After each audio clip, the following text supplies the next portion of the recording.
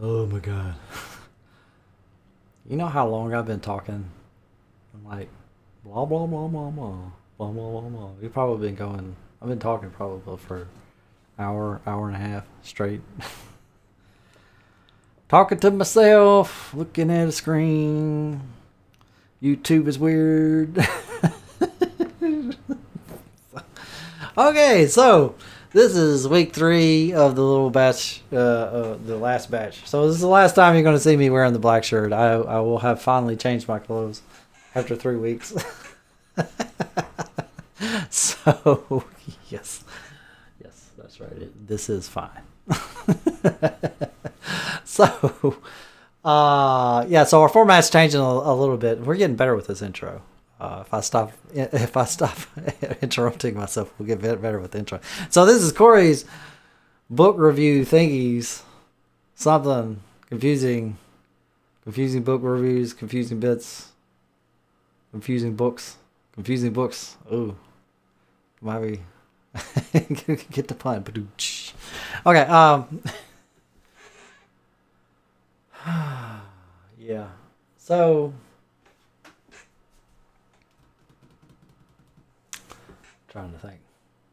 There's something. Okay, yeah. Okay, so the format's changing. We've been doing like 3 book cycles. We're going to 4 book cycles so I can have like a whole month of book reviews queued up all at once. And at the end of each book review, I am introducing one of the books that will be in the queue for the next round. So if you want to, you can follow along. I am roughly targeting 1 book a week. That doesn't mean you have to. You can skip books if you read. If you read 1 book a month, then you can. Then you don't have to. You can just see which ones this month that you like, and then pick one. And then by the time you read it, it'll probably the review will be coming out. Hopefully, we'll see. I will be trying to. So if the one that I'll do at the end will be the last one that I'll review the next week. So we'll keep the order as best I can. Hopefully, if I don't forget. All right. So we did what was it? We did 4 hour. We did Thinking Fast and Slow, and then the 4-hour work week. Well, the last one is yeah. I know. We're still on the productivity book. This book is freaking fantastic.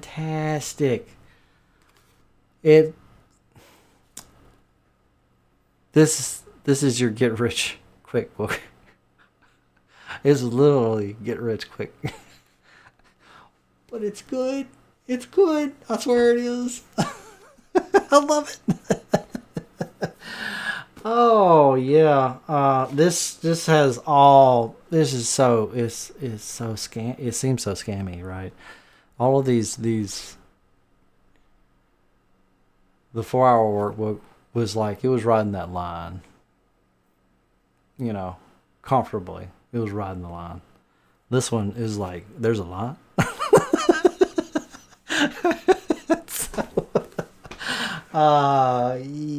Yeah. Let's get into it. All right. Have you been sold a 40-year financial lie? There is a Fastlane to millions, a shortcut paid by mathematics where you can live richly now versus dying rich later. It says richly now. Let's see here. Can you see that? It's the capitals are like really important. Marketing wanks, man. Versus die rich later. Instead, you've been brainwashed by an army of financial gurus who pitch a dream-killing dogma known as get rich slow.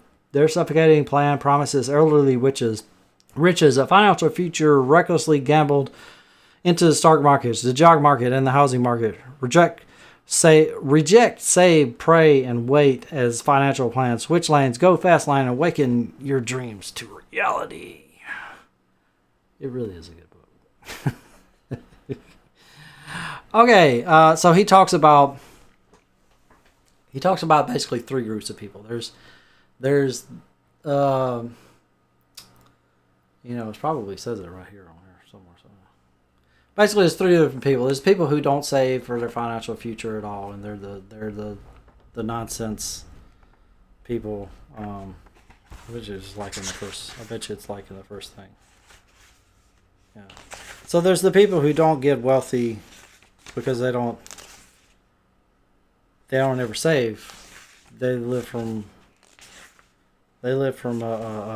paycheck to paycheck, and obviously that's obviously wrong, right? He has a name for it. It doesn't matter.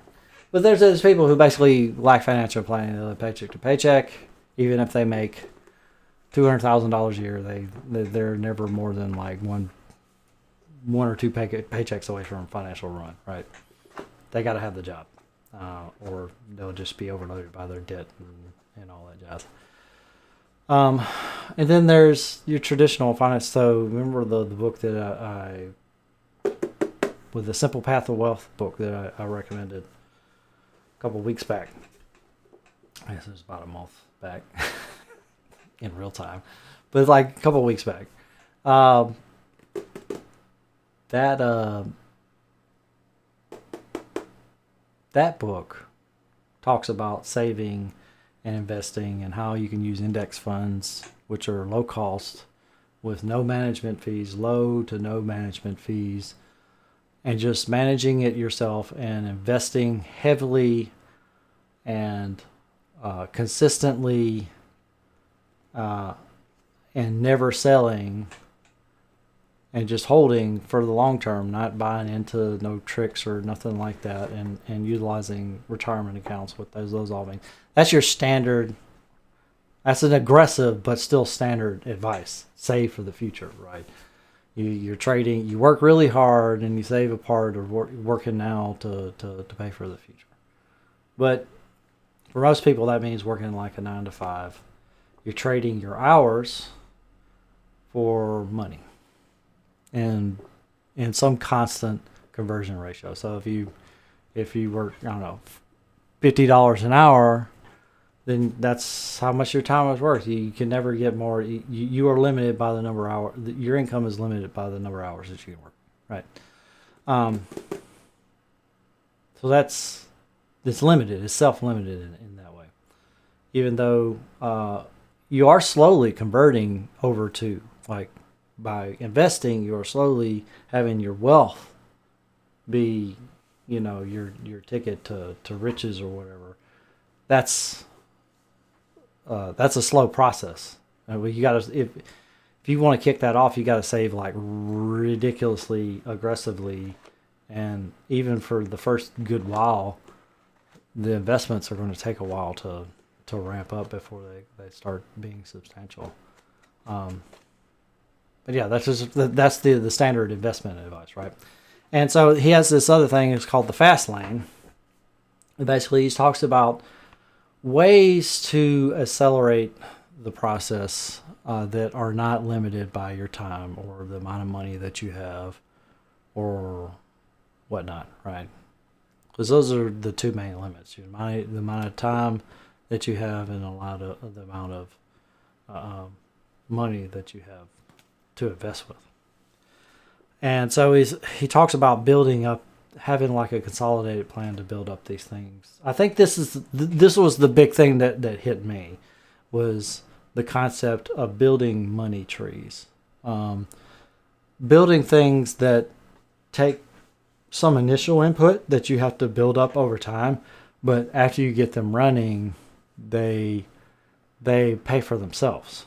So the classic money tree example would be rental units. So you build up a little bit of capital and you buy a rental unit and then you rent it out, and that keeps paying dividends, and eventually it pays for itself, the initial investment off, and then you can use that to buy another rental investment, and that pays it. So you can see how that goes. And then you have the abstract one is just investing in the stock market, which is while good, it's also one of the lowest potential yields. It's, we're talking about a few percent a year. based off of however much you have invested. If you don't have a lot invested, it's not going to be a whole lot that you get in return, which is fine once you have a lot of money invested.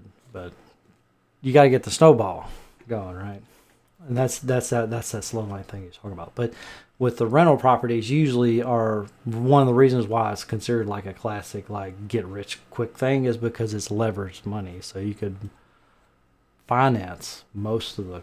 So if you go buy a rental property, chances are that you could put together a business plan to buy that rental property on loans partially. You have a deposit or whatever. So you bought a $1 million $500,000 property, like a duplex or something like that, but you only put like $50,000 down. So your money is leveraged by the bank. The bank is, giving you your money, and maybe you do some. I don't know. Maybe you make some improvements or whatever, and turn it like into a $750,000 property, and then you sell that off and you make a cool, $250,000, like after you pay off the bank fees and stuff like that. So that's highly leveraged money, right? And so that's why there's always the get rich quick schemes, but that's very technical, right? And it takes a lot of skill to do a lot of skill and a lot of capital to do real estate. It's notoriously bankruptcies in real estate is like super common, right? I mean, look at Trump. How many times has he gone bankrupt? So, I mean, that's real estate, but that is a fast lane. And then he talks about other ones is like building up a software product, which is right up my alley. Is that you could build up these products or whatever, and maybe they don't have a whole lot of use, but you can put in the initial investment, and then they bring in a little bit of money over time, and then you can just slowly trickle things in. You build up enough, either in that one product or across multiple products. Eventually, you have a portfolio of income that's coming off of that. So if I was to do like an analysis, like my own personal. So I used to play World of Warcraft, right? And I used to be really involved with the community, particularly the rogue community. And they had a bit of software that they used to help optimize your character, particularly rogues, called Shadowcraft. And I worked on that project. But that was all open source and everything. But if we could have found a way to like monetize that, which it was a very popular product, we could have found a way to monetize that and expand it to like more classes than just rogues. That could have been like a viable means of income. And the reason why I know is because I know somebody who they didn't use the stuff that we were doing. They did a completely different tech. They used a different tool, but they offered, I think it's called raid bots or something like that, and they simulate your character. It's a different thing, but they offered basically that same character optimization thing website where you could just enter in your character, and then you could change out your gear and your talents and optimize your characters and see how that affects your character's performance. And so I know this is all gobbledygook for people who don't play the game, but it's very important to players who play World of Warcraft that their characters are optimized, because you're playing with other players. And so it's just know that it's something that's important. It's not just something that's nerdy. Like you don't want to be the guy who's wasting everybody else's time, basically, because your character is not optimized. That's all I'll say with that. So there was a lot of social pressure that kind of. And so there are products out there that let you optimize your character in a simple website. You can use the tools manually, whatever. And I've used those tools before, but I ended up just going to use a website because it always kept everything up to date, and I could just click some stuff on a button, and I didn't have to install nothing or anything like that. And it was like $3 a month or something like that, which was fine. I mean, I didn't care about $3 a month, and it made my life a lot easier when I played the game. So that would be like a product idea of a successful product, a successful money tree, and little things like that. And there's all sorts of little things. He talks a lot about getting into the mindset of looking for those things, those opportunities, because it's a skill. He mentions that it's kind of a skill to start thinking about the world in that way, thinking about it from a business perspective. We're taught to not think business, that business is evil or whatever. We're kind of encouraged to not think that way. But once you start thinking that way, you start thinking of new opportunities. At least that's the way he put it, is that, start focusing a little bit more of your time into analyzing the world around you, the things that you do and love and stuff like that, and the things that you interact with, and see which problems need to be solved and which ones you could possibly make money off of. And then if it's possible to build a money tree. And then he talks about which money trees, the properties of different money trees that make them successful or not. So like software is like one of the big ones, because you don't have to, after you build the thing, you really only have to, like, if it's a website, you just have to pay hosting fees and that's it. And it's like really ridiculously cheap. It's a big technical investment, but I have the technical skills, so it's free to me to do that kind of thing. But if you're not a developer, then hiring somebody to build like a software product for you would be tremendously expensive, right? So it's all about leveraging your skills and figuring out different ways to build like sustainable money trees, basically. And I am doing a terrible job of explaining this probably, but it's a really good read. I found it really motivating. I found it. He made his case really well. I'm fully on board with like I saw the Simple Path to Wealth. I'm fully on board with the whole FIRE movement and retiring early and everything. But I will definitely be utilizing some more of these strategies. Like I already have my Confusing Bits website or whatever, and I'm posting content to it regularly. Now I don't expect that next week I'm going to be making money off of Confusing Bits. I don't expect next year. Maybe in 5 years. Maybe in 10 years. I might be getting a little bit of revenue from ad revenue or whatever. So who knows? But you start building these things. So I have like Confusing Bits. Maybe along the way I also build up, I don't know, some other app that I think I might be able to sell a subscription to. So like the subscription things is one of his strategies. Is like that's why one of the softwares, because it's so subscriptions are part of that. It's like a subscription. He I don't know, because there's a chart in here where it shows you how to identify, just like quickly, identify if your idea is how well it's going to scale. So he talks about a lot of this thing is all about scaling. Like, does it cost? You could just about build okay. So say you want to open a restaurant, right? Okay, I'm going to open a restaurant and I'm going to get rich for opening a restaurant. Well, no, chances are you're not going to get rich opening a restaurant, because there's a bajillion restaurants, and chances are your food's not going to be, substantially better than any other restaurant. Your atmosphere is not going to be substantially better. So you're facing huge competition. You have huge startup costs. While you may get successful at one location, how are you going to replicate that in another location, and another location, and another location, and another location? Well, what if you, instead of opening your own restaurant, what if you had a franchise of restaurants, where you open up a restaurant and then you sold a franchise to somebody else, and then they pay you they put up all the risk of opening up the new branch and running it, and then just pay you a fee. And so that the scaling then changes in the franchise model. So that's a money tree. That's what he calls a money tree. And it's the ways to scale your input that don't involve more time or money investment. Continuing, don't require a exponential increase. You can get exponential returns without an exponential increase in time or money. If that makes any sense. So, the Millionaire Fastlane. It is really, I don't know what it is about these productivity books. A lot of them having this. So like the Dale I was talking to somebody in the gym the other day, and he says, "Yeah, I read the How to Win Friends and Influence People." I was like, he's like, "Yeah, that title is so bad."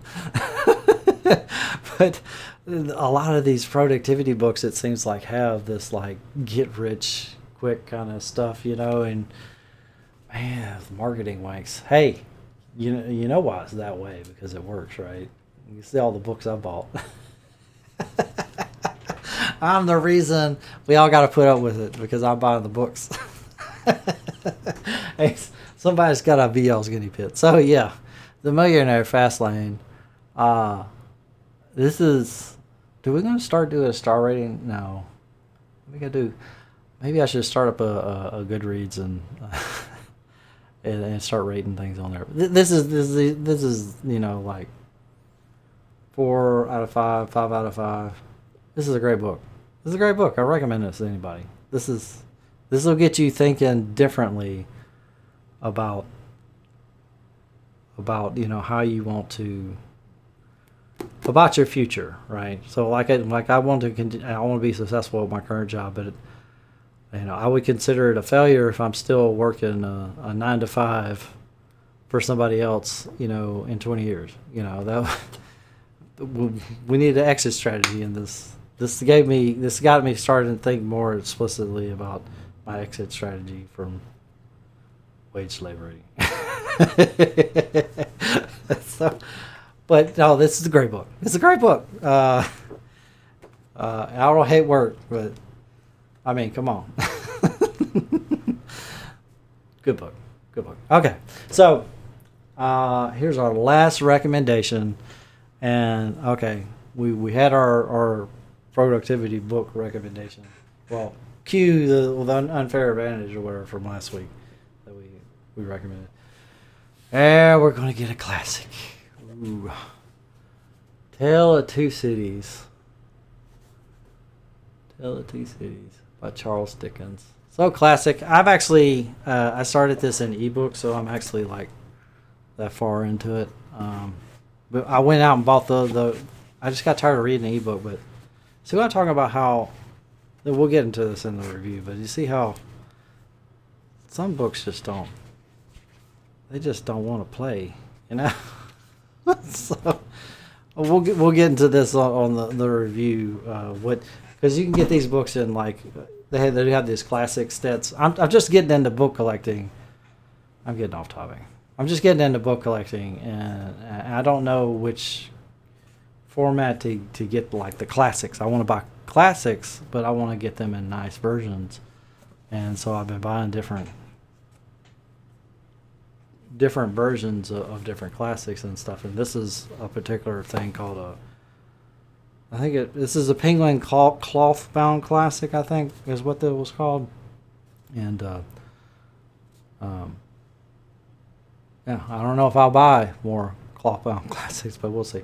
Well, we'll get into this. But I'm buying these books or whatever, and I'll be reviewing which ones are actually nice to buy, and which ones I would try to get a different version of if I could.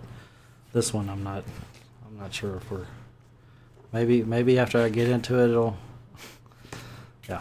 So this is coming up. Tale of Two Cities, Charles Dickens. Probably shouldn't have started on this one, but I'd already started the book, so whatever. We'll finish it up. So that stays in order. I got just so we're clear. This is the cue from here to here. Is Tale of Two Cities, Unfair. Well, first we're going How Did I Die Alone, and then Annie John, and what is it? I can't remember if it's. I don't know if the arc was. I think it's Jamaica Kincaid is the name of the book, and Annie John is the author. Right. I can't remember.